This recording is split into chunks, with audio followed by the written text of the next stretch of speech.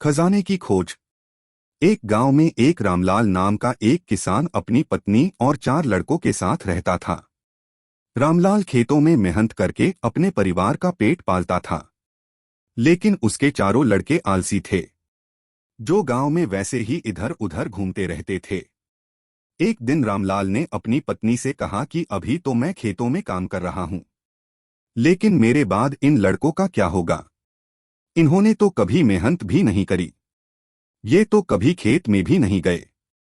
रामलाल की पत्नी ने कहा कि धीरे धीरे ये भी काम करने लगेंगे। समय बीतता गया और रामलाल के लड़के कोई काम नहीं करते थे। एक बार रामलाल बहुत बीमार पड़ गया। वह काफी दिनों तक बीमार ही रहा। उसने अपनी पत्नी को कहा कि वह चारों लड़कों को बुलाकर लाए। उसकी पत्नी चारों लड़कों को बुलाकर लाई। रामलाल ने कहा, लगता है कि अब मैं ज्यादा दिनों तक जिंदा नहीं रहूंगा। रामलाल को चिंता थी कि उसके जाने के बाद उसके बेटों का क्या होगा।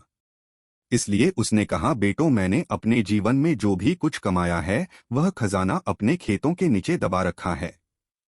मेरे बाद तुम उसमें से खजाना निकालकर आपस में बांट लेना। यह बात सुनकर चारों लड़के खुश हो गए। कुछ समय बाद रामलाल की मृत्यु हो गई। रामलाल की मृत्यु के कुछ दिनों बाद उसके लड़के खेत में दबा खजाना निकालने गए। उन्होंने सुबह से लेकर शाम तक सारा खेत खोद दिया, लेकिन उनको कोई भी खजाना नजर नहीं आया।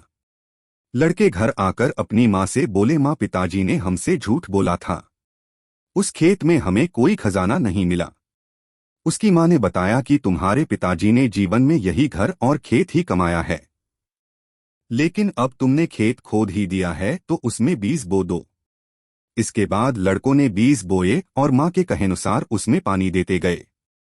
कुछ समय बाद फसल पककर तैयार हो गई, जिसको बेचकर लड़कों को अच्छा मुनाफा हुआ, जिसे लेकर वह अपनी माँ के पास पहुंचे।